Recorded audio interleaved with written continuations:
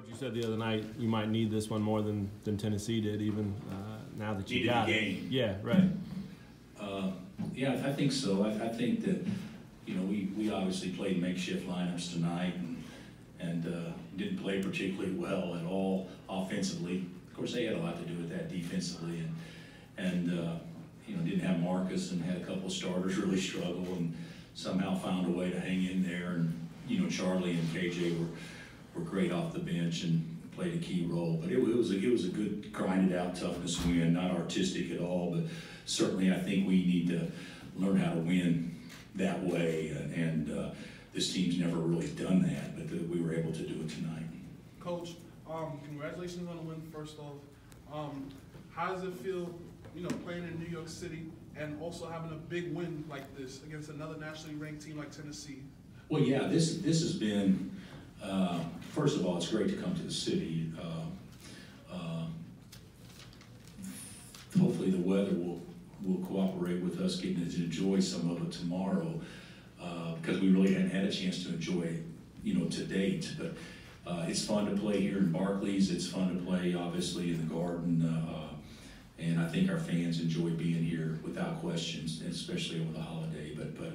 But it's been great to be here. But beyond that, to win 2 games, and one in which you get dominated the first half last night, and then play lights out to start the second half, and then to have a game where obviously things weren't looking very good for us, and guys grinded out and make some plays against a team, you know, obviously that could very easily compete for a national championship. I think speaks wonders for you know, our guys growing up, and certainly for our young kids to have a chance to experience that. So even though we got a little bit of experience return, that's a pretty young team out there, and so we didn't have maybe our toughest player tonight either. So yeah, it was a great team win. You told us on Monday that this week would tell you a lot about your team. So Yeah. what conclusions do you draw? Well, we got to get a lot better than what we are, and we certainly need to be mentally tougher in some ways. And we got to execute better and carry out assignments better. But I do think this: it's okay to win ugly. I mean, winning ugly is actually pretty at the end of the day, and we won a game today where we artistically wasn't very good, but we've won a lot of games over the years where we didn't look very good, but we just kind of hung around and found a way. So I think it gave our guys some confidence. You called it makeshift. Did you think KJ could play minutes like that tonight with Marcus out? Well, we only had 5 guards, so he was going to have to play, and you know, Quentin obviously had a rough night, so we decided to play those other 4, and then when they play the way they played, you know, the one thing about this isn't a knock to Mitch or David at all, but when Doak's not in the game, we got no low post scoring unless Diedrich plays down there. So when it's hard for Diedrich to play down there if David or Mitch are in the game. So, you know, that's one thing we can do. We kind of stretch the floor a little bit to allow Diedrich to work inside some one-on-one. What did you think of Diedrich's in overtime, his play? I thought he was great. I thought he was great. The jump hook he made was a big-time jump hook in the middle of the lane. Lagerald gave me a perfect pass on the lob, and then he ran the floor one time. Lagerald gave me another good look. But I thought he played great. The one thing we got to do, we can't keep shooting 60% from the free throw line. We got to take advantage of opportunities, and he's one of our best free throw shooters. But I think we did a lot of good things. You know, whenever you shouldn't apologize for defeating a team that's, you know, ranked in top 5 in the country, and I'm not going to. That was a great win. How much better are guards doing driving the ball and getting to the rim?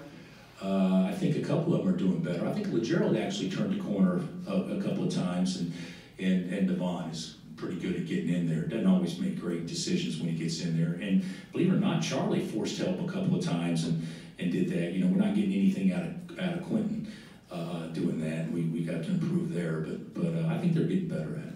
With 2 seconds left, was that the plan, Diedrich? No, Gerald was wide open, wasn't he, on the line? Yeah. I mean, wide open, and Devon was scared to throw it.